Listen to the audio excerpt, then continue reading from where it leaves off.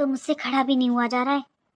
Sugar की दवाई लेनी है, इतनी घबराहट हो रही है मुझे। और एक ये बहू है, कभी भी टाइम पर नाश्ता नहीं बनाती है। और मेरा तो बुढ़ापा इतना खराब हो रहा है, बिना दवाई के खड़ा भी नहीं हुआ जाता मुझसे तो। आवाज लगा के देखती हूँ, सुन ले तो। बहू, बहू। हाँ माँ जी बोलो। बहू, मेरे लिए थोड़ी चाय बना देती। माँ जी, आपने सुबह ही तो पी थी चाय 7 बजे, अब आपको फिर से चाय पीनी है? तो बहू, मुझे शुगर की दवाई लेनी होती है, तू टाइम पर नाश्ता बना दिया कर, मैं तो वो खा लूंगी। मुझे तो दवाई लेने से पहले कुछ खाना पड़ता है ना। माँ जी, अब खाने का टाइम है, चाय नाश्ते का नहीं। अभी मैं खाना बना देती हूँ। ठीक है बहू, जल्दी बना ले, क्योंकि तुझे पता ही है जब तक मैं दवाई नहीं लेती मुझसे खड़ा भी नहीं हुआ जाता।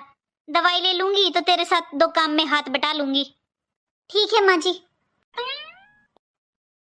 अभी 2 रोटियां सेक कर रख देगी, हो गया खाना दिन का। इस शुगर की वजह से तो मेरे हाथ पैरों में भी झंझनाहट रहती है। टाइम पर दवाई ना लूं, आंख भी नहीं खुलती। खा खा कर गोलगप्पे जैसी हो रही है, बहाना लगाती रहती है बीमारियों का। पूरा दिन भूख भूख लगती रहती है इनको। जब पूरा दिन खाएंगी तो बीमारियां तो लगेंगी ही ना शरीर में। बुढ़ापे में कौन खाता है इतना? सुबह इनको नाश्ता बनाओ, फिर दोपहर को खाना बनाओ, फिर शाम को इन्हें स्नैक्स चाहिए, फिर रात का खाना बनाओ। अरे मैं पूरा दिन किचन में खड़ी रहूं क्या? भाभी, क्या बात हो गई? बहन जी, आप अपनी भतीजी को थोड़ा समझाओ।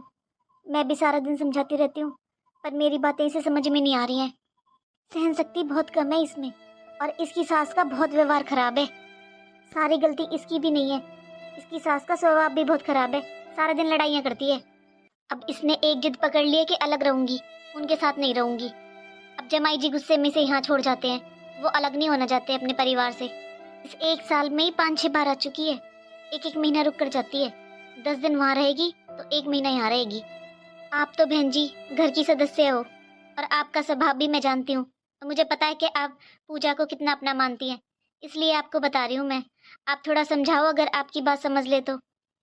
अरे जब से इसने थोड़ा ज्यादा रहना शुरू किया है ना यहाँ पर, तो बहू ने भी अपना व्यवहार बदल लिया है। मुझे सुबह का नाश्ता भी बनाकर नहीं देती है, सुबह दवाई के लिए बैठी रहती हूँ बहन जी मैं।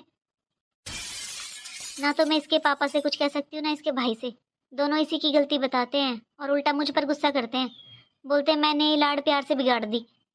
बहन जी मैं आपको सच बता रही हूँ, इसकी सास का व्यवहार बहुत खराब है, बहुत ज्यादा।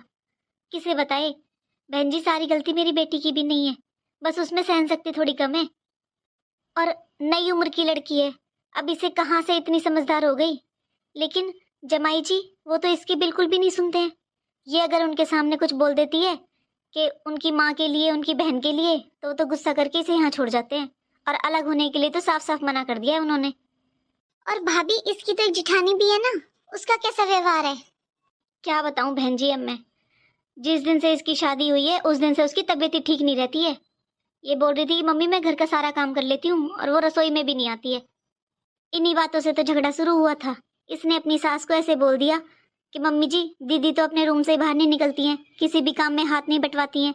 बस इसकी सास ने बोला जिठानी है वो बड़ी है, इसको बोला कि उनके घर का यही रिवाज है, जब बड़ी बहू जिठानी बन जाती है ना और देवरानी आ जाती है, तो देवरानी घर का सारा काम करती है, जिठानी नहीं।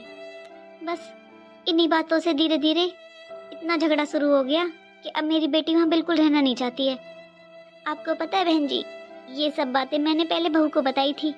ये सोचा था कि समझेगी वो, थोड़ा और इसे समझाएगी, लेकिन उसने तो इसे उल्टे ताने देने शुरू कर दिए। इसलिए बहन जी अब आप पर ही भरोसा है, थोड़ा समझाओ इसे। थोड़ी सहन शक्ति तो रखनी पड़ती है ससुराल में। ठीक है भाभी, मैं समझाऊंगी, आप चिंता मत करो।